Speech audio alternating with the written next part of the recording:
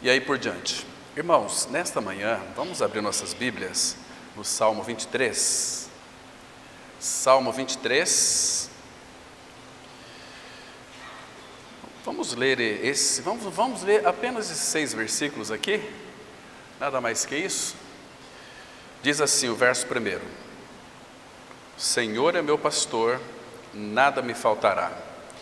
Ele me faz repousar em pastos verdejantes, leva-me para junto das águas de descanso, refrigera minha alma, guia-me pelas veredas da justiça por amor de seu nome. Ainda que eu ande pelo vale da sombra da morte, não temerei mal nenhum, porque tu estás comigo. O teu bordão, o teu cajado me consolam. Preparas-me uma mesa na presença dos meus adversários, unges-me a cabeça com óleo, o meu cálice transborda. Bondade e misericórdia certamente me seguirão todos os dias da minha vida, e habitarei na casa do Senhor para todo sempre. Pai, nesta manhã, nosso coração se enche de alegria, porque estamos diante da Tua Palavra. Tua Palavra, Pai, tem nos tocado, Tua Palavra tem mexido, Pai, conosco, tem nos edificado. Por essa Palavra nós somos regenerados.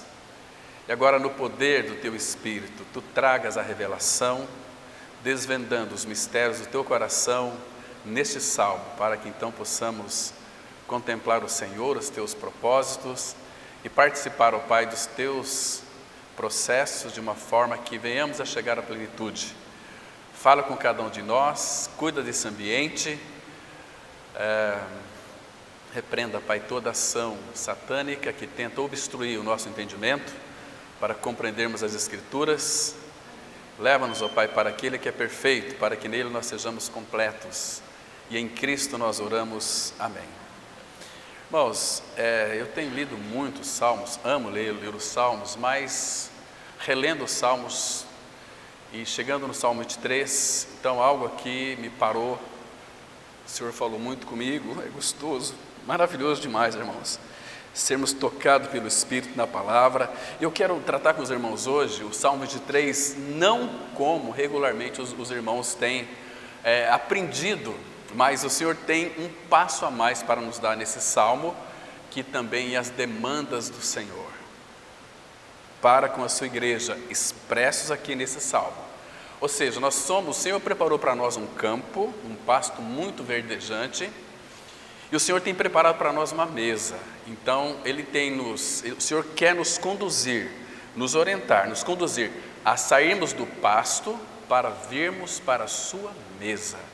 E hoje, irmãos, eu sei que é um salmo tão profundo, e eu tenho visto, o Senhor tem dado a graça de nós contemplarmos muitas coisas nesse salmo. Então hoje vai ser apenas o aspecto introdutório, e se o Pai permitir, nos próximos finais de semana nós vamos então aprofundar mais. Claro que hoje nós vamos passar uma visão global deste salmo, que, irmãos, está muito mais além do que nós podemos imaginar. É muito mais do que aquele que está pronto para suprir as nossas necessidades. Eu fiquei pensando assim, por que eu nunca vi isso nesse salmo? Então, graças ao Senhor que o Espírito Santo, na medida da proporção do nosso desejo em querer crescer no Senhor em maturidade espiritual, para que alcancemos a plenitude de Deus, é isso que Ele tem chamado a sua igreja, para que a igreja alcance a plenitude de Deus, a plenitude de Cristo. Por isso Ele depositou na sua igreja o seu Espírito, para que nós sejamos então conduzidos, orientados e instruídos pelo Senhor, para alcançarmos campos tão maravilhosos que Ele tem para nós, que já é nosso. Quando de fato Cristo é a nossa vida, quando de fato você já ganhou uma experiência real de regeneração, uma convicção do seu novo nascimento em Cristo, então o Senhor começa a abrir as portas divinas, que está tudo centralizado na pessoa de Cristo, para dispensar a cada um de nós. Nós já temos Cristo, a palavra fala que Cristo é tudo em todos, mas, irmãos, você sabe o que é esse tudo que você tem habitando em seu coração? Então, irmão, preste bastante atenção aqui, que este salmo, ele é bastante conhecido de todos nós, e que talvez, por isso, nós não aprofundamos nas riquezas espirituais que ele traz. Então eu quero resgatar aqui, irmãos, nessa oportunidade, algumas riquezas desse salmo, que estava tão próximo do nosso coração ali, pulsando, o nosso próprio Senhor habitando, e exatamente porque muitas vezes, irmãos, nós vivemos tempos de escuridão, tempos de desafios, tempos de vale, que o Senhor então começa nesses últimos dias a abrir para nós a tampa, a porta do seu coração, para nós contemplarmos todas as realidades contidas neste salmo que é tão precioso para nós. Por isso eu quero chamar a sua atenção aqui, irmãos, para que vocês fiquem bem concentrados. Procure não se distrair, procure ficar bem atentos e depois reescutem aquilo que nós vamos estar dizendo aqui, se for possível, tá bom, queridos? Então, irmãos, nós estamos vivendo um contexto, primeiro, de iluminar o nosso entendimento para tempos de obscuridade. Vocês já sabem que há uma obscuridade reinante no meio do povo de Deus. O povo de Deus que pensava antigamente que uma vez que de fato ele cresce no Senhor Jesus e praticasse algumas obras, eles seriam salvos. Hoje, a mensagem foi mudada, né, por muitos líderes, dizendo o seguinte: olha, uma vez que você foi salvo, toma muito cuidado, porque se você não vigiar, você vai perder a sua salvação. Irmãos, isso é uma mentira do inferno. Isso é contradizer a palavra de Deus. Isso não tem nada a ver com aquilo que nosso Senhor Jesus Cristo disse e fez. Eclesiastes 3,14, a palavra fala que, ele diz assim: porque eu sei que tudo quanto Deus faz, durará eternamente. Então, aquela obra na cruz do Calvário foi uma obra plena e perfeita que durará eternamente. Jesus disse que nos daria a vida eterna e deu a vida eterna, Ele se deu por nós e que nós nunca iríamos perecer, jamais iríamos perecer. Nós temos que avaliar quem foi que disse esta palavra. Elas foram proferidas da própria boca do nosso amado Senhor, que é a palavra viva de Deus encarnada. Por essa mesma palavra, pela palavra que realmente realizou tudo por nós, foi para a cruz. Pedro fala que nós somos regenerados, não de semente corruptível, mas da incorruptível, mediante a palavra de Deus, a qual vive e é eternamente. Esta é a palavra que nos foi evangelizada. Evangelizada porque a palavra mesclada com aquilo que Cristo é e fez, torna-se evangelho, a palavra evangelizada para nós e que nos alcançou o evangelho. Cristo e a sua obra. O que é o evangelho? Cristo e a sua obra. O que nós pregamos? Cristo crucificado. Cristo, a pessoa, a obra, cruz, a sua obra que ele realizou. Então ele veio fazer exatamente isso, para nos resgatar, pagar o preço do nosso resgate. Então, infelizmente, esta escuridão, essa nuvem de escuridão tem pairado sobre o coração de muitos daqueles que têm sede pelo Senhor. Paulo ele vai dizer o seguinte, relacionado a este evangelho da graça, 2 Coríntios 4, versículo 4: mas se o nosso evangelho ainda está encoberto, é para os que se perdem que está encoberto, nos quais o Deus deste século cegou o entendimento dos incrédulos, para que não resplandeça a luz do evangelho da glória de Deus na face de Cristo. Olha que lindo, irmãos. Agora, mas em que sentido Satanás cega a mente das pessoas? A palavra fala assim: se o evangelho está encoberto, não foi revelado, é para os incrédulos. Os incrédulos, Deus permitiu aos incrédulos que Satanás cegasse o entendimento deles. Mas de que maneira? Como assim? Mas Deus não é o Deus gracioso, é o Deus que nos amou em Cristo Jesus, enviou o seu Filho para morrer numa cruz, para nos resgatar plenamente? Claro que foi. Mas, segundo Tessalonicenses, aqui está o sentido dessa palavra, que o Deus desse século cegou o entendimento dos incrédulos. A palavra fala que aqueles que não acolheram o amor da verdade para serem salvos, o próprio Deus envia a operação do erro. Mas como Deus vai enviar a operação do erro para que eles deem crédito à mentira? É que Ele permite que Satanás cegue os incrédulos. Gosto muito do irmão do passado, que ele disse o seguinte: o nosso maior campo missionário hoje é pregar para os evangélicos, porque os evangélicos estão vazios do evangelho da graça. Irmãos, mas estamos vivendo uma época de obscuridade, por isso que esse salmo aqui, ele vai ser importante para nós. Vale da sombra da morte. Nós vamos entender isso nos próximos estudos de uma forma bem mais aprofundada. E hoje a gente vai ver, irmãos, neste salmo aqui, não somente aquele Deus que está pronto para suprir as nossas necessidades. Irmãos, presta atenção. Se você entender, e eu quero que você entenda isso, por favor, não se preocupe com as suas necessidades. A palavra fala, Filipenses 4,19, Paulo disse assim, que Deus, Pai da glória, Filipenses 4,19, ele diz assim, olha, me escute com bastante cuidado aqui, olha. E o meu Deus, segundo a sua riqueza em glória, há de suprir em Cristo Jesus cada uma de vossas necessidades. Então, Deus em Cristo, por que ele não falou ali que Deus supriria? Porque muitas necessidades nós vamos ter ainda. Então, irmão, as necessidades tuas e minhas, você nem precisa pedir para Deus, porque o meu Deus, segundo a sua riqueza em glória em Cristo Jesus, há de suprir cada uma de vossas necessidades. Então, se o Senhor é meu pastor, irmãos, por favor, quem é o nosso pastor? Nosso amado Senhor Jesus Cristo. A palavra de Deus vai mostrar de uma forma tão linda, tão clara, Romanos 8,32, ora, aquele que não poupou seu próprio filho, antes por todos nós o entregou, porventura não nos dará graciosamente com ele todas as coisas?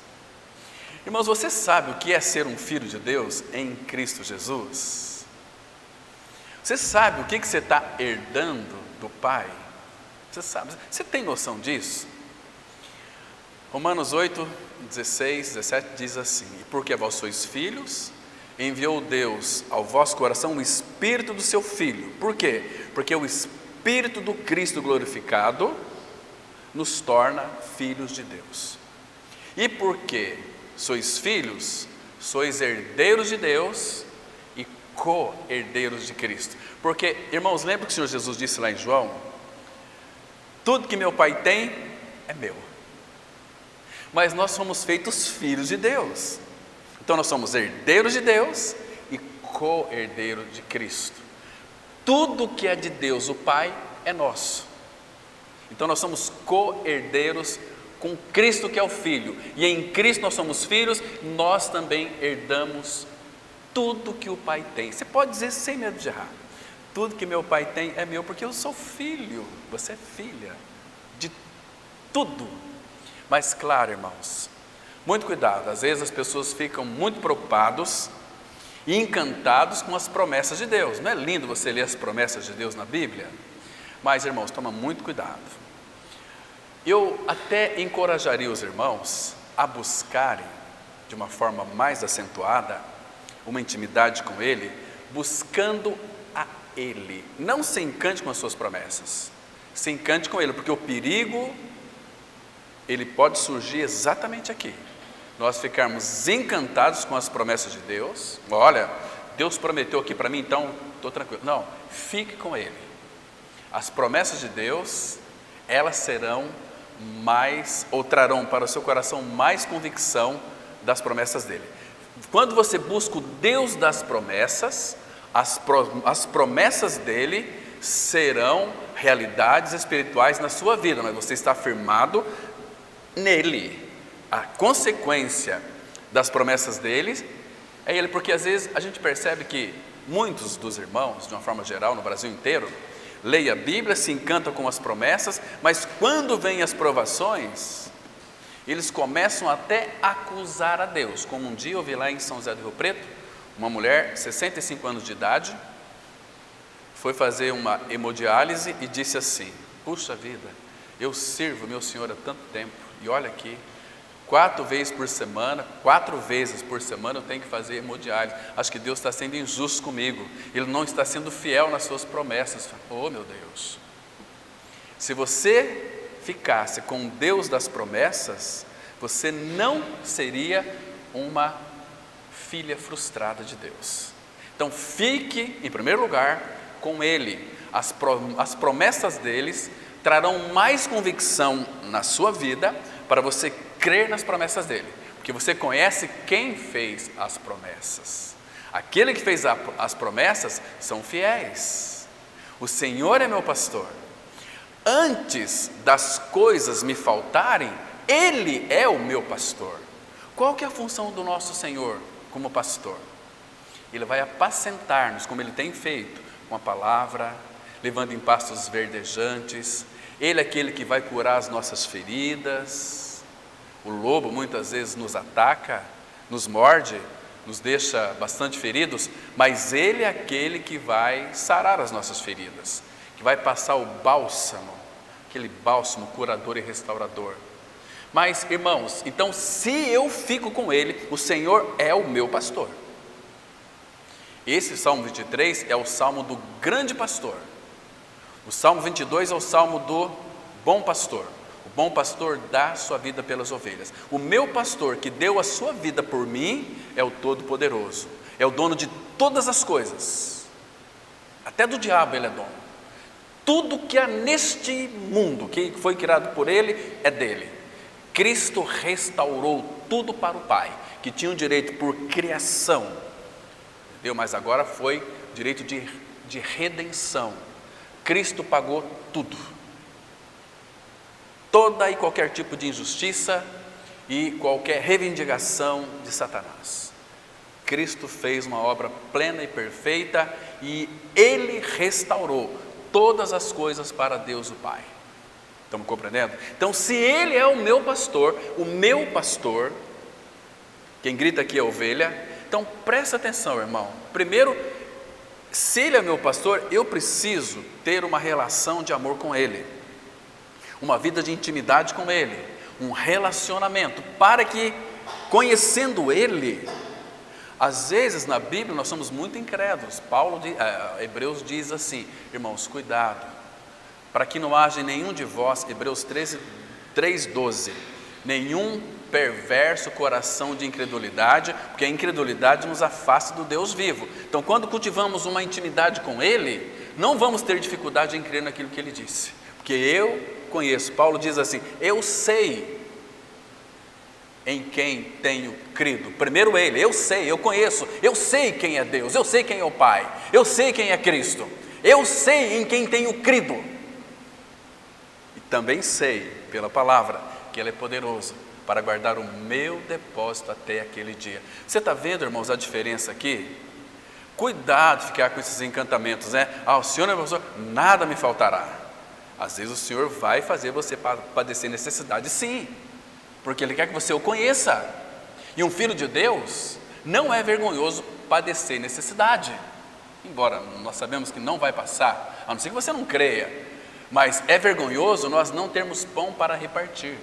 Nós podemos passar fome de pão, mas nós sempre vamos ter pão para repartir, que é o nosso amado Senhor. E mesmo não tendo pão, aí que está, se nós de fato conhecemos o Senhor. Ele disse assim, Deuteronômio, e também disse lá em Mateus capítulo 4, ele diz para Satanás, Jesus, não só de pão viverá o homem, mas de toda a palavra que procede da boca de Deus. A palavra da boca de Deus é alimento, porque Cristo é o nosso alimento espiritual. Quem de mim se alimenta, por mim viverá. Vai viver quantos anos? Irmãos, você não sabe o que é a eternidade. Viver com o Senhor eternamente. Mas, irmãos, esse tempo é um tempo de obscuridade. Abram comigo num texto aqui, Romanos capítulo 14. Romanos capítulo 14, vamos ler do 12 ao 14. É um texto conhecido, mas vamos fazer essa releitura desses versículos aqui. Presta atenção, irmãos, este é um tempo e a geração na qual nós estamos vivendo. Então fique bem atento, bem concentrado. e peça ao Senhor discernimento espiritual para que você seja um homem ou mulher sábio para discernir esses dias do fim. Diz assim, verso 12, Romanos 13, verso 12: vai alta noite e vem chegando o dia. Deixemos, pois, as obras das trevas e revistamo-nos das armas da luz. Se você ler depois Isaías 21:11, ali está as armas da luz, que você deve ser revestidos dela. E aí ele continua dizendo, claro que o apóstolo Paulo vai interpretar para nós aqui: andemos dignamente, como em pleno dia. Presta atenção que tem essa palavra aqui, dia. Essa palavra, ela é uma palavra muito diferente. Esse pleno dia é um dia pleno, é um dia na qual a eternidade ela baixou até nós. Viver em pleno dia, o que significa? Como um cidadão do céu, vivendo em um pleno dia. O mundo não tem um pleno dia. Os dias deste mundo cada dia basta o seu próprio mal. Então o mundo não tem um pleno dia, graças ao Senhor. Andemos dignamente como em pleno dia, não em orgias e bebedices, não em impudicícias e dissoluções, não em contendas e ciúmes, mas revesti-vos do Senhor Jesus Cristo, e nada disponhais para a carne no tocante às suas concupiscências. Irmãos, agora eu quero aqui, para a gente entrar no Salmo, dizer uma palavra e citar também 2 textos, para que os irmãos não fiquem preocupados com as suas carências, com as suas necessidades, porque Ele disse que iria supri-las. Então, o Salmo 23, eu estou colocando aqui primeiro uns alicerces, um pano de fundo, para nós levantarmos umas paredes, para nós então compreendermos nestes salmos, no Salmo 23, as demandas do Senhor. O que Ele exige de nós, a sua igreja, coletivamente e individualmente também. Porque, irmão, o Senhor deseja, urge, nesses dias do fim, que se levante homens e mulheres corajosos, homens e mulheres que o amem, que sejam revestidos de Cristo, revestidos da autoridade dEle, do Espírito dEle, para que então possamos responder às demandas dEle. Então, queridos, Ele já fez, presta atenção, o Senhor é meu pastor, nada me faltará. Ele já fez para mim e para você, e isso é para a gente não se preocupar mais. Jesus disse: não vos inquieteis, preocupeis, não andeis ansiosos pelo que haveis de comer, beber e vestir. Tem muita coisa envolvida aqui que eu não tenho tempo para dissecar isso, nem dá para dissecar também, porque é coisas muito ricas. Porque Deus o Pai, Ele sabe de cada uma das nossas necessidades, e Ele ama suprir as nossas necessidades, irmãos. Agora, Ele já fez toda a provisão para toda ovelha dEle. Esse Salmo 23 é um salmo lindo, não é? Mas deixa eu citar mais 2 versículos aqui. Abra no Salmo 34. Vamos ler aqui, irmãos, o 34, versículo 9 e 10. É um salmo que verdadeiramente nós somos chamados, antes de mais nada, a experimentar Cristo, a provar do Senhor. Ele diz assim, olha, vou ler aqui o versículo 8. Presta atenção, irmão. O Espírito gosta dessa palavra aqui, de exclamação, provai e vede que o Senhor é bom. Irmãos, nós temos experimentado isso. Você tem provado isso, que Ele é bom? Se eu chamaria algum de vocês aqui para falar da bondade dEle, o que você falaria aqui para essa assembleia que se reúne nessa oportunidade? Você já provou que o Senhor é bom? Então, irmão, não duvide disso. Não importa a situação que você está vivendo ou vai viver, porque todas as coisas deste mundo contribuirá para o seu mal, para afastar você dele.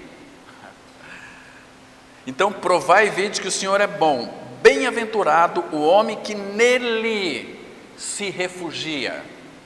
Agora ele diz assim: reverenciai o Senhor, ou temei o Senhor, que a palavra reverência, tenham respeito, tenham temor dele. Temei o Senhor, vós os seus santos. Porque mesmo nascendo de novo, mesmo tendo a vida de Cristo, nós temos a tendência de não temê-lo, de não respeitá-lo, de não reverenciá-lo. Então, por isso que é um imperativo aqui: temei ao Senhor, vós os seus santos, pois nada falta aos que o temem. Então, irmãos, com relação às suas provisões de necessidades,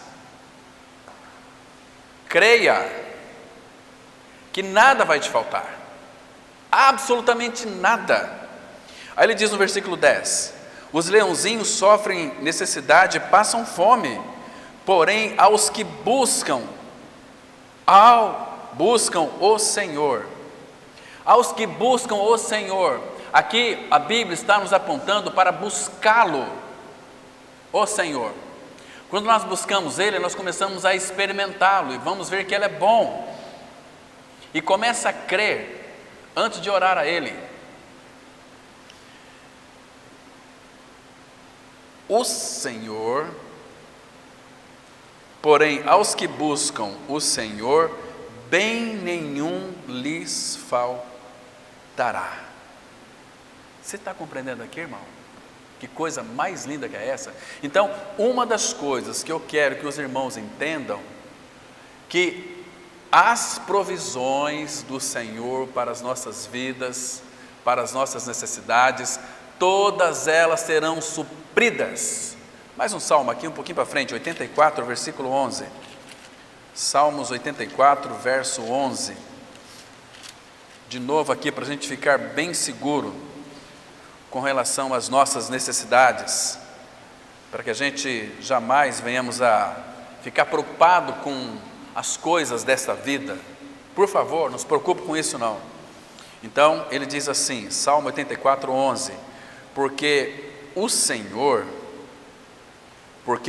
Deus é sol e escudo, o Senhor dá graça e glória, nenhum bem sonega aos que andam retamente. Aqui você percebe que tem um preço. O que é andar retamente? O que significa andar retamente?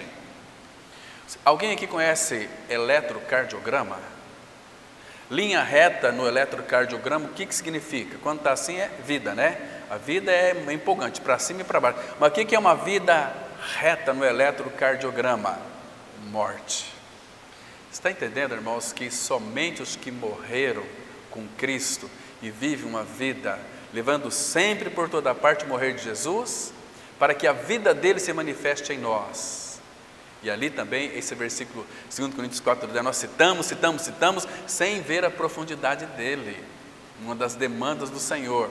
Porque, irmãos, se nós vivermos a vida retamente, uma vida de crucificados, não vai haver a manifestação da vida de Cristo. E o que o mundo vai haver em nós se não ver Cristo? Religião. Vocês são como todos, né? Esses crentes vão para as igrejas domingo, reunir como igreja, e oro e lê, mas não tem mudança nenhuma. Já que eu quero falar um pouquinho depois, se der tempo, sobre o avivamento de Gustavo Lima, aquele cantor sertanejo. Vocês vão ver depois que é igual os evangélicos. Misericórdia, irmãos. Então, queridos, tudo aquilo que de fato é necessário à vida e à prática da piedade em Cristo, através da sua graça, estão provisionados por Deus para mim e para você. Então não fique preocupado com as suas necessidades, irmão. Tem alguém que você precisa se relacionar para que elas sejam supridas na sua vida. Porque os cuidados desta vida, presta atenção, é o que interrompe os processos de Deus em nós. Guarde bem isso. É os cuidados nossos com relação a esta vida é que interrompem os processos de Deus em nós para uma vida madura, para sermos usados verdadeiramente por Ele. Estão me compreendendo? Deixa eu mostrar para vocês aqui, em Mateus capítulo 4, Marcos 4:19. Vamos para Marcos, que está mais claro esse texto aqui. Marcos 4, versículo 19. Marcos 4:19. Então aqui, o Senhor nos chama a nossa atenção para os cuidados deste mundo, porque isso aqui vai interromper o processo. Deus vai fazer esse processo em nós pelo Espírito e pela palavra. Agora, nós estamos preocupados com as coisas deste mundo, então o Espírito, ele tem que tratar daquelas suas necessidades, que ele disse que iria tratar, mas você não creu, então ele vai levar você a ver a mão dele operando. Tudo isso acontece porque nós não somos dedicados ao Senhor, somos dedicados aos nossos negócios, aos nossos processos, não nos processos de Deus para conosco. Eu disse uma vez aqui sobre a questão, e é uma verdade, irmãos, que Deus não está muito preocupado com os teus planos, não, que você faz aqui nessa terra. Às vezes Ele coloca a mão, Ele vê que de fato é alguma coisa boa, mas não significa que nós não devemos fazer planos. Devemos fazer planos sim, mas você percebe que os nossos planos nessa terra é sempre para nós termos uma vida mais cômoda neste mundo? É uma verdade, nós temos que admitir diante do Senhor isso, irmãos. A gente só pensa em nossos próprios interesses. Minha casa tem que ser mais confortável, preciso de um carro novo. A gente vive em função dos nossos interesses e usando Deus para descer, para abençoar os nossos propósitos. Deus não está preocupado com os nossos propósitos. Agora, se você conhecer o Senhor, você deve se preocupar com os propósitos dEle sobre a sua vida. Isso que o Salmo 23 vai mostrar, que a gente vai ver já já aqui.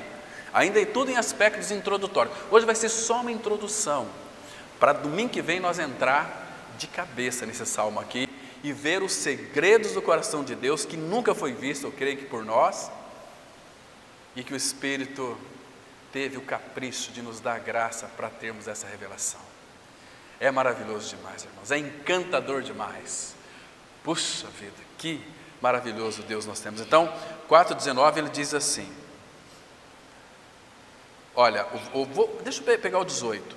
Os semeadores, os semeados entre os espinhos, são os que ouvem a palavra, mas os cuidados do mundo, a fascinação da riqueza e as demais ambições concorrendo, sufocam a palavra, ficando ela infrutífera. Irmãos, tem tantos filhos de Deus vivendo uma vida de miseráveis, sufocando a palavra, consequentemente a sua vida é uma vida sufocada.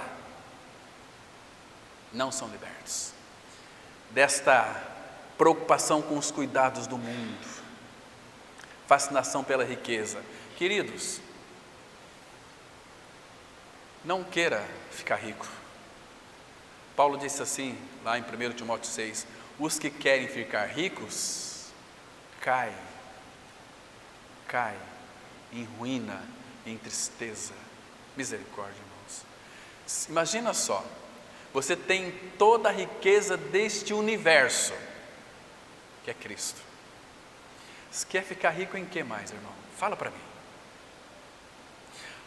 Deus pode lhe conceder, agora você está falando assim em riquezas, bens materiais. Deus pode lhe abençoar sim, financeiramente, pode multiplicar tudo que você já tem, mas você tem sabedoria para administrar e repartir? Por isso que muitos não são ricos. Então Deus confere as administrações para os ímpios. Por quê? Porque Jesus disse assim, olha, os filhos das trevas, eles são mais hábeis do que os filhos da luz. Acho que Deus, Ele vai fazer coisas sem saber o que está fazendo?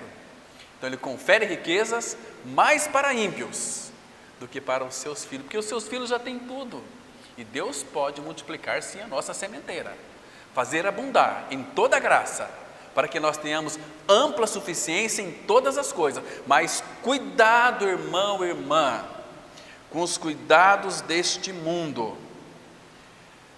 Fascinação da riqueza e as demais ambições, concorrendo, sufocam a palavra.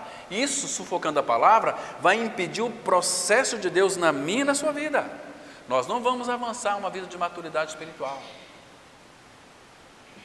Estão me compreendendo, irmãos? Queridos, eu quero dizer para vocês algo muito interessante aqui também sobre esse mesmo assunto. Abrem Lucas, capítulo 21, versículo 34. Lucas 21, verso 34. Vamos ver esse texto de um outro foco, que diz assim. Aqui Jesus está dizendo, irmãos, por favor, preste atenção naquilo que a Bíblia está dizendo. 34. Acautelai-vos. A palavra acautelai-vos, ela significa fiquem advertidos, fiquem exortados. Exortação dos próprios lábios do Senhor. Irmão, presta atenção. É o próprio Senhor Jesus quem está dizendo as palavras da sua boca. Ele diz assim: acautelai-vos por vós mesmos. Então avalie aí você. Para que nunca, irmãos, nunca vos suceda que o vosso coração fique sobrecarregado com as consequências da orgia, da embriaguez, das preocupações deste mundo, e para que aquele dia não venha sobre vós repentinamente como um laço. Irmãos, deixa eu lhe fazer uma pergunta aqui, quero que vocês me respondam. Hoje, olhando para o Salmo 23, a gente se encanta, né? O Senhor é meu pastor, nada me faltará. Mas você já procurou para que o Pai abrisse o seu coração e revelasse o que Ele quer de nós também? As suas demandas, as suas exigências nesse salmo? Irmãos, hoje o que o povo tem buscado nas comunidades evangélicas? Só Satanás para satisfazer eles. O que o povo tem buscado nas comunidades evangélicas, só Satanás pode satisfazer. Isso é muito claro na Bíblia. Hoje a grande maioria, elas sobem um monte, não para ter uma relação de amor com o Senhor, mas para serem abençoadas, lá no monte. Irmãos, agora deixa eu fazer uma pergunta. Quem, por favor, pensa aí, quem prometeu bens nessa vida para quem subisse no monte? Foi Satanás, não foi o Pai de nosso Senhor Jesus Cristo.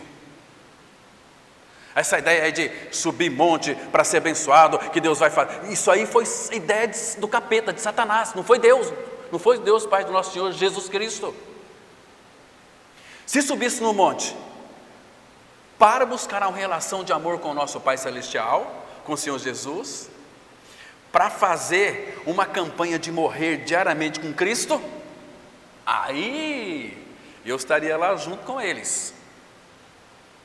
Mas tem que subir no monte para Deus desenrolar um problema meu lá. Não é Deus que mandou você subir no monte, é Satanás.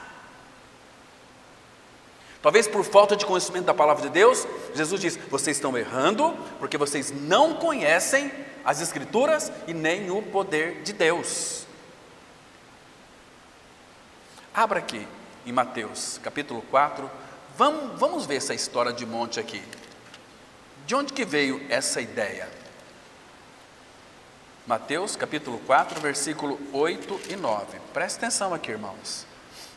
Olha só. Presta atenção, irmãos. Aí vem aí umas pessoas para se justificar. Mas Jesus subiu o monte para orar. O que ele foi falar com o Pai? Pai, estou aqui fazer a tua vontade para ter comunhão, para ter relação de amor com o Senhor. Olha o versículo 8 e 9.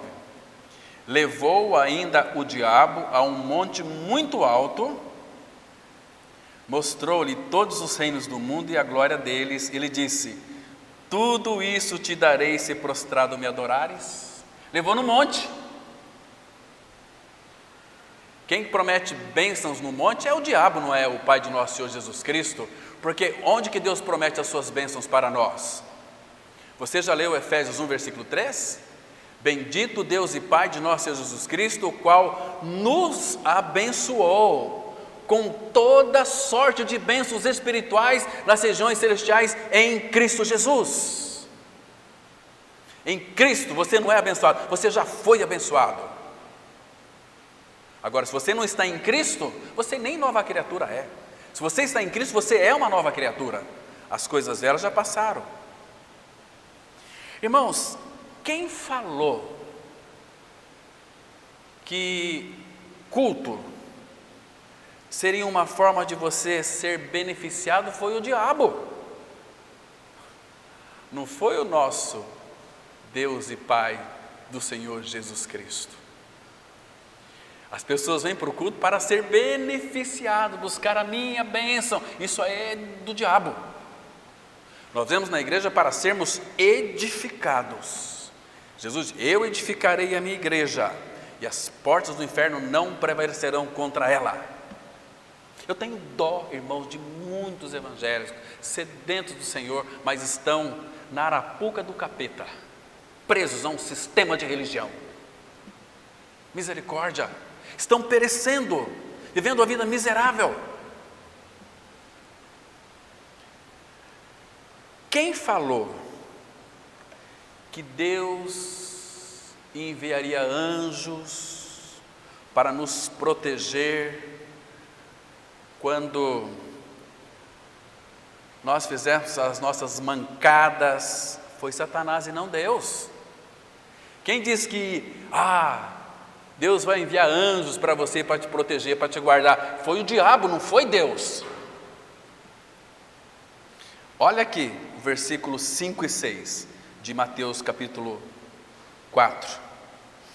Então o diabo levou a cidade santa, colocou sobre o pináculo do templo. Ele disse: se és filho de Deus, atira-te abaixo, porque está escrito: aos seus anjos ordenará a teu respeito que te guardem, e eles te susterão nas suas mãos, para não tropeçares em alguma pedra. Agora fala para mim, irmão, você quer anjo ou você quer ele? Abra no Salmo 121 que você vai ver a diferença aqui. Irmãos, que olha que o Senhor tenha misericórdia de nós, porque se nós não compreendermos isso aqui, nós estamos perdidos. Olha o versículo 1, o que está escrito? Elevo os olhos para os montes, de onde me virá o socorro? Vem do monte? Não. O meu socorro vem do Senhor que fez o céu e a terra, é o Todo-Poderoso. Agora, o versículo 3 é anjo? Ele quem? O anjo? Não, é o Senhor. Ele não permitirá que os teus pés vacilem, não dormitará aquele que te guarda. É certo que não dormita, nem dorme o guarda de Israel. O anjo é quem te guarda, que está escrito aí no versículo 5. O Senhor é quem te guarda. O Senhor é a tua sombra à tua direita. De dia não te molestará o sol, nem de noite a lua. O Senhor, não anjo, o Senhor te guardará de quanto mal?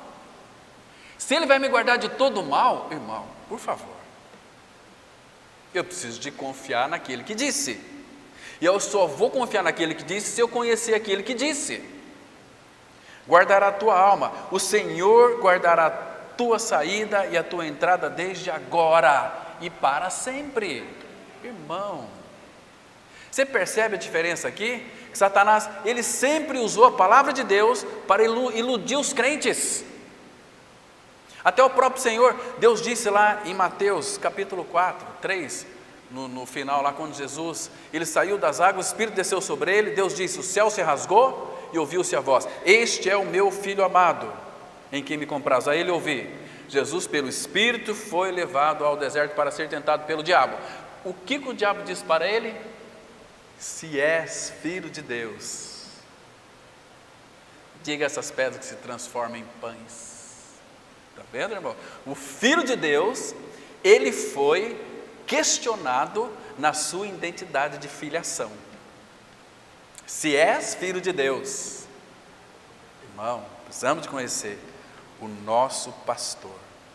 Queridos, hoje em dia, as muitas pregações que o povo de Deus está ouvindo estão, desculpa aqui a palavra, vou me incluir, estão nos infantilizando e não nos amadurecendo.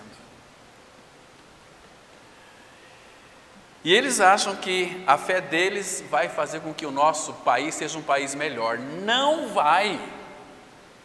Se você tiver fé, vamos mudar esse Brasil. Mentira! Esse mundo está condenado, a nossa nação está condenada. A palavra fala lá em 2 Timóteo, que os ímpios vão de mal a pior. Então não coloque a sua fé naquilo que não é divino. Fé é você crer na palavra de Deus. Uma igreja que lamenta o país que tem, esse país vai sofrer a igreja que tem também. Estão me compreendendo, irmãos? A função da igreja é orar ao Senhor, interceder pelos líderes governantes para nós termos uma vida quieta, mansa, tranquila e sossegada. 1 Timóteo 2, 1 e 2. Agora, irmãos, nós estamos insistindo em permanecer crianças espirituais, por falta de conhecer o nosso pastor. O nosso louvor está ruim, irmãos. Por que o nosso louvor está ruim? Porque é louvor de criança. Nós não compreendemos ainda o que é uma adoração. Nós não compreendemos o que significa adorar a Deus em espírito e em verdade. Nós queremos colocar as nossas opiniões no louvor. Nós queremos fazer a coisa que acha que é certo. As nossas pregações estão ruins, por quê? Porque são pregações infantilizadas, sem dedicação ao Senhor, sem vida. Isso mata a igreja. Temos que cultivar uma vida devocional com o Senhor, em profundidade com Cristo, intimidade com Ele, para verificar o que Ele quer para esse tempo do fim. Isso requer tempo, requer um tempo e mais tempo, requer lágrimas, requer choro. E nós estamos chamando de avivamento, isso que às vezes se reúne aqui no Brizola. Há um louvor, tem lá 2 horas, um show gospel, há um grande louvor, etc. E vai aquela cambada. E irmão, se isso aí for avivamento, onde também no estádio reúne 20 mil pessoas para um show de louvor, as pessoas vão lá, louvam e tem aquele êxtase e sai dizendo: nós estamos muito edificados, fomos restaurados. Se for isso, o show do Gustavo Lima também é avivamento. É a mesma coisa, porque durante a semana as pessoas estão todas elas esfaceladas, doentes, sem vida. Aí depois já entra numa campanha de oração, campanha disso, campanha daquilo. Queridos, eu não encontro campanha nenhuma aqui nas Escrituras Sagradas. Nós precisamos de conhecer o pastor, o nosso amado Senhor Jesus Cristo, irmãos. As pessoas no mínimo que saem de lá, qualquer show gospel, as pessoas, elas saem de lá, mas elas saem cheio, com o seu celular cheio de fotografia para postar no outro dia no Instagram. Fala que isso é evangelismo, que houve um avivamento. Isso não é avivamento, irmão, isso é perdição. Isso é interromper os processos de Deus em nossas vidas. O povo está perecendo por falta de pão. Abram comigo em Abacuque, no capítulo 3.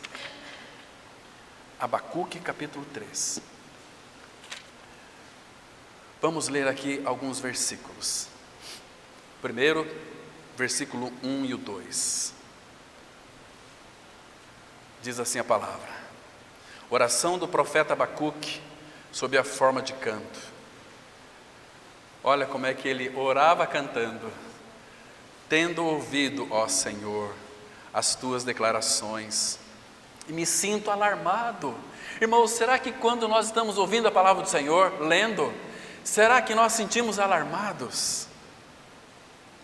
Aviva a tua obra, ó Senhor. Está vendo, irmãos? Observa aqui alguém que conhece o pastor, porque ele estava percebendo que a obra do Senhor estava morta, ou estava morrendo, perecendo. Aviva a tua obra, ó Senhor, no decorrer dos anos, e no decurso dos anos, faze-a conhecida. Na tua ira, lembra-te da tua misericórdia. Olha o versículo 4: o seu resplendor é como a luz, raios brilham da tua mão, e ali está velado o seu poder. Queridos, há todo o poder na mão do Pai, nada é impossível para Ele, mas irmãos, Ele está pronto para lançar os fachos de luz da sua glória para a sua igreja. Mas nós temos orado por um avivamento bíblico, irmãos, para que essa cidade se volte para a palavra. Aquela afirmação do salmista: o Senhor é meu pastor, nada me faltará, não pode ser interpretada de maneira estática, jamais. A primeira coisa a compartilhar é que esse salmo fala de uma caminhada, fala de um processo que nós vamos ver nos próximos estudos. O Salmo 23 é um salmo de uma caminhada à plenitude de Deus, e não de uma satisfação, de uma carência apenas, irmãos. Isso é muito pouco. A nossa carência já foi plenamente satisfeita na pessoa de Cristo. Romanos 3:23 vai mostrar qual que era a nossa carência. Todos pecaram, Romanos 3:23, todos pecaram e carecem da glória de Deus. A nossa maior carência, irmãos, não é de coisas, é da glória de Deus, presença de Deus em nós. Se Cristo é a sua vida, essa carência já foi suprida. É que a tua alma não foi satisfeita ainda, porque o problema não está no Senhor, está em mim, está em você. Nós somos muito tardos para compreender, entender as comunicações divinas do Senhor. Precisamos consagrar os nossos ouvidos a Ele.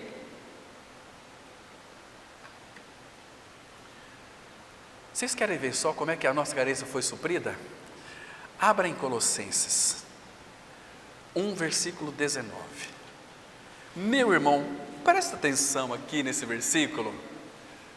Quando você crê que está crucificado com Cristo, você não vive mais, mas Cristo vive em você. Gálatas 2, 19 e 20. Agora aqui em Colossenses 1, versículo 19, eu quero que você entenda que o pastor, que é o nosso Senhor Jesus Cristo, habita dentro de nós. E veja aqui, irmão, presta atenção, 1,19, porque aprouve a Deus que nele, em Cristo, residisse, habitasse toda plenitude. Deus tem nos chamado para uma vida plena, para a plenitude dele, que está em Cristo Jesus. Então nós já temos isto dentro de nós. O irmão se recorda, em João 1, versículo 16, diz assim, que todos nós temos recebido da sua plenitude, e graça sobre graça. Quando recebemos da sua plenitude? Qual que é a plenitude de Deus? Cristo. Nós já temos recebido da sua plenitude, agora Deus quer nos levar à plenitude dele, mas usando a formação de Cristo em nós, porque em Cristo habita corporalmente toda a plenitude da divindade. Irmãos, nós não podemos ser indiferentes com relação a isso. Nós não podemos dormir com relação a isso, irmãos. Isso tem que nos despertar, isso tem que nos avivar. Nós já temos o Senhor da glória morando em nós, toda a plenitude de Deus. Agora Deus quer nos levar à plenitude dele, porque agora nós somos filhos. Jesus diz, tudo que o meu Pai tem é meu, ou seja, meu Pai é meu e eu sou dele. Você acha que Cristo se preocupava com as coisas materiais? Sabe o que ele disse, irmão? Quando as pessoas queriam segui-los: Senhor, quero seguir-te. Jesus disse: olha, avalia o teu preço. As raposas têm covis, os pássaros têm os ninhos onde pousar, mas o Filho do Homem não tem onde reclinar a cabeça. Mas teve um lugar onde o nosso Senhor reclinou a cabeça, quando Ele estava ali na cruz crucificado, que deu aquele brado: está consumado, reclinando a cabeça, rendeu o Espírito. Como eu queria que vocês compreendessem isso, irmãos, vivesse essa realidade, que em Cristo tudo já foi suprido, agora as demandas dele é para a gente ir a um caminho da maturidade espiritual. Não deixe as coisas do mundo ocupar o lugar de Cristo na sua vida. Não, você vai pregar isso, não, você vai viver isso. O importante é eu satisfazer a minha família. Minha família lá no Paraná está com necessidade, eu tenho que ir para lá, porque eles estão passando necessidade, tem que trabalhar, está aumentando o serviço, que Satanás faz isso. A pessoa, por não ter uma mente renovada, cai nisso. Isso é carniça do diabo. Ganha, no final das contas não ganhou nada, não fez nada. Para quem que foi? Para quem que você trabalhou? Eu trabalhei lá para minha família, para os meus pais que estão enfermos lá, minha mãe. Ontem falei com ela, falei: mãe, a senhora está onde aí no chamado de vídeo? Eu estou aqui numa festa, muito gostoso, numa coisa chamada Colônia Esperança, na festa do abacate, do que mesmo? De ovo, abacate com ovo, está lá no meio da festa. Falei: mas que bênção de mãe, né? Com câncer nos 2 pulmões e não quer nem saber de câncer, curtindo mesmo. Falei: que maravilha, celebrar. Falei: mãe, eu vou desligar, não quero atrapalhar a tua festa não, e amanhã à tarde eu te ligo. Que coisa maravilhosa. Está sentindo nada, mais de um ano está com isso aí? Meu pai, que coisa maravilhosa. Abra em Colossenses 2, versículo 9. Colossenses 2, verso 9. O Espírito está insistentemente mostrando, de uma forma tão linda, tão maravilhosa, aquilo que Ele já é em nós. Diz assim: porquanto nele, em Cristo, habita, reside, corporalmente, toda a plenitude da divindade. Tudo que é Deus o Pai habita em Cristo. Habita nessa pessoa, Ele está em nós. O Senhor é meu pastor. O Senhor é meu pastor aqui, isso aponta aquilo que Ele deseja fazer comigo e com você. O Senhor é meu pastor, porque as provisões dEle eu conheço o meu pastor. Ele vai supri-la, nada me faltará. Mas, Senhor, então, se o Senhor é meu pastor, se as tuas demandas na minha vida requer uma resposta ao Senhor, então me instrui. Aí Ele fala: muito bem, meu filho, eu quero lhe instruir. E uma vez que eu lhe instruo você, eu vou preparar você para algo que eu desejo fazer através de você. Ele quer nos instruir. Isaías 48, versículo 17. 48, versículo 17. Mas, irmãos, há uma tendência em nós, mas muito forte, de pensarmos a vida a partir das nossas carências e necessidades, e não a partir daquilo que são os processos de Deus, até nos levar à sua plenitude. Nossa tendência, ela é muito comum com relação a isso. Agora, quando a palavra de Deus fala que Ele é o Senhor, que é o nosso pastor, ela diz que Ele nos conduzirá pelo caminho. Então, Isaías 48, versículo 17, diz assim: assim diz o Senhor, o teu Redentor. Então, nós já somos aqueles que já foram resgatados pelo Senhor. Ele é o nosso Redentor. Nosso Redentor morreu numa cruz, nos colocou nele, morremos, ressuscitamos. Cristo é a nossa vida. O Redentor agora mora dentro de nós. Então, assim diz o Senhor, o teu Redentor, o Santo de Israel.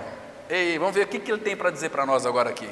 Eu sou o Senhor, o teu Deus, que te ensina o que é útil e te guia pelo caminho em que deves andar, porque Ele é o meu pastor. Ele vai me conduzir, vai me guiar, vai me orientar. Irmão, você está compreendendo isso, irmão? O Salmo 23 é muito mais do que nós estamos pensando, que é. Que Cristo maravilhoso. Salmo 32, 8, um texto conhecidíssimo nosso, mas de novo aqui, essa é a função maravilhosa dele. Salmos 32, verso 8. Instruir-te-ei e te ensinarei o caminho que deve seguir, porque Ele é o nosso pastor. E sob as minhas vistas, o pastor está presente. Ele diz que nunca nos deixaria, jamais nos abandonaria. Você está compreendendo aqui, irmão? E sob as minhas vistas te darei conselho. Você entende o versículo 1 do Salmo 23? Ele é meu pastor, Ele é tudo para mim. Ele quer me levar à plenitude, mas eu fico preocupado com as minhas carências, com as minhas necessidades. Senhor é meu pastor, nada. Então ele fala assim: olha, filho, eu sou o teu pastor, as suas carências deixa que eu vou supri-las, não vai te faltar nada. Nós já vimos os textos aqui. Então agora eu quero te ensinar, quero te instruir, quero que você cresça, filho, para me poder te usar. Mas é difícil compreender isso, irmão.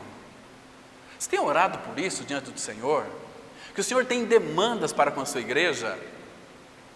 Que maravilhoso o nosso Senhor.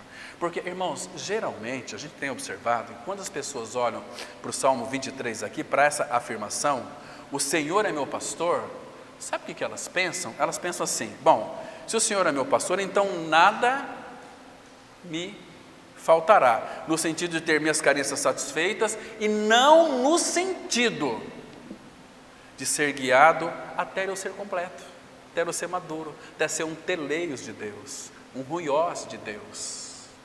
Estão me compreendendo aqui, irmãos? O sentido dessa mensagem? Mas esse salmo, nos próximos domingos nós vamos aprofundar mais nele, porque tem lições preciosíssimas que nós nunca vimos, mas que vamos nos aprofundar nela de uma forma tão maravilhosa. Agora, eu quero que você veja aqui que nada me faltará, fala de nos tornarmos completos. Se nada vai te faltar, você é completo. Sim ou não? Claro que sim. O Senhor é meu pastor. Nada. Você entendeu aqui a profundidade desse versículo simples? A ideia aqui é de nos levar a sermos homens e mulheres completos, e não de uma pessoa a quem não falta coisa alguma. Fala que o propósito de Deus na sua vida e na minha vida, Ele vai completar. Ele vai completar. Filipenses 1,6 diz assim: aquele que em vós começou a boa obra, há de completá-la até o dia de Cristo. Depois vocês lêem o capítulo 3, de Filipenses 3 e 13, é maravilhoso demais, irmãos. Agora, compromisso de Deus, como nosso pastor, não é o de satisfazer necessidades para que os processos que o homem estabelece se cumpram, mas é o que nós tenhamos, que nós temos toda a sua suficiência para que os processos dele sejam completos em cada um de nós. Então, Ele quer nos levar a uma vida de maturidade, a uma complementaridade. Vamos ler mais 2 versículos aqui, Colossenses, capítulo 2. Vamos ler o versículo 10. Colossenses 2, verso 10. Nós lemos, o 9. E agora vamos ler os 10.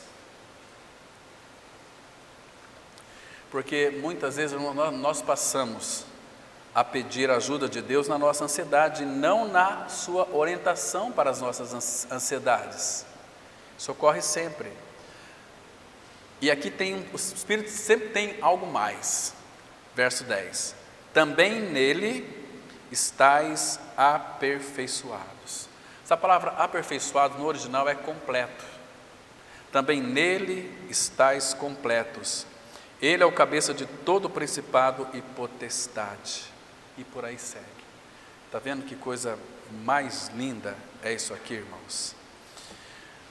Mas vamos parar por aqui, irmãos. Aí domingo que vem nós vamos já entrar, observar algo mais do versículo 1 e vamos entrar, se der, no versículo 2 e vamos ler esse salmo cuidadosamente, na sua interesse, na sua profundidade, para aprender as lições de Deus. Então, se entregar ao Senhor para que Ele opere em nós aquilo que está no coração dEle. Ele vai revelar as demandas dele para você, só para mim, só para cada um de nós, para que então a igreja possa marchar ao encontro do nosso pastor, que ele está vindo ao nosso encontro, mas ele quer que nós também saiamos ao encontro dele. Amém. Vamos orar. Pai Santo, graças te damos pelo tempo que o Senhor tem nos proporcionado para juntos, ó Pai, ouvirmos a tua palavra. Continue, Pai, falando conosco, nos dando sabedoria para compreender a Tua Palavra. Que a Tua Palavra, Pai, não caia por terra, mas que ela caia em solo receptível. Que o Senhor encontre em nós receptáculos, ó Pai, que seja verdadeiramente acolhedores da Tua Palavra, acolhedores de tudo aquilo que é real na Tua pessoa, na pessoa de Cristo. Que Teu Espírito opere isso em nós. Faz a Tua Palavra frutificar, Pai. Edifica-nos como igreja do Senhor e nos prepara para aquele grande encontro. Em nome de Jesus nós oramos. Amém.